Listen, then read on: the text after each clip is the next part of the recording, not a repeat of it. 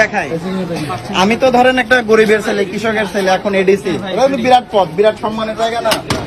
আমি তো ধরেন, এই তোমরা আসো, এখানে আসো, সামনে আসো।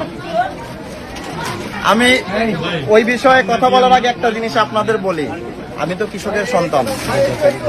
আমার বাবাও তো চাইলে আমারে ধরেন, বাবা মা যদি চাইতো না, অন্য একটা বিষয় বলতেছি, অন্য বিষয় ভাই বলেন ভাই। অন্য একটা বিষয় বলি যে আমি তো ধরেন কৃষকের সন্তান। আমার বাবা মা যদি আমাকে কৃষি কাজ করাইতো তাহলে তো আজকে এই জায়গায় আসতে পারতাম না। সুযোগ দিছে, আল্লাহ কবুল করছে, এই এডিসি হয়েছে। হয়তো ভবিষ্যতে আল্লাহ আরো রিজিক রাখলে আরো বড় কিছু হবে। আমার চলন বিলের মাঝখানে এখন হয়েছে যে দেশের সবচেয়ে গুরুত্বপূর্ণ জায়গার সবচেয়ে গুরুত্বপূর্ণ দায়িত্বে আছে। আমার তো সুযোগ ছিল। এই বাচ্চাটার কথা খেয়াল করেন, এদের কোনো ভবিষ্যৎ আছে? ওরা বড় হয়ে কি হবে? এই জেনেভা ক্যাম্প থেকে,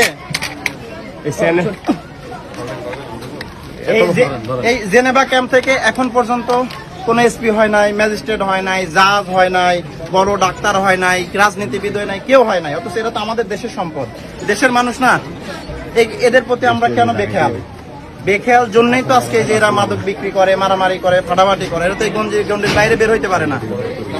এদের নিয়ে যত রকমের, এর আগে আমরা শুনেছি এদের নিয়ে খালি রাজনীতি আর রাজনীতি। এখন দেখেন এই বাচ্চা কি সুন্দর, এরা যদি পুলিশে আসতো সবচেয়ে সুন্দর, মানে নায়কের মতো পুলিশ হইতো, তাই না? আমার মতো তো কালো পুলিশ হইতো না। হ্যাঁ তাই না? নাগরিক হয়েছেন?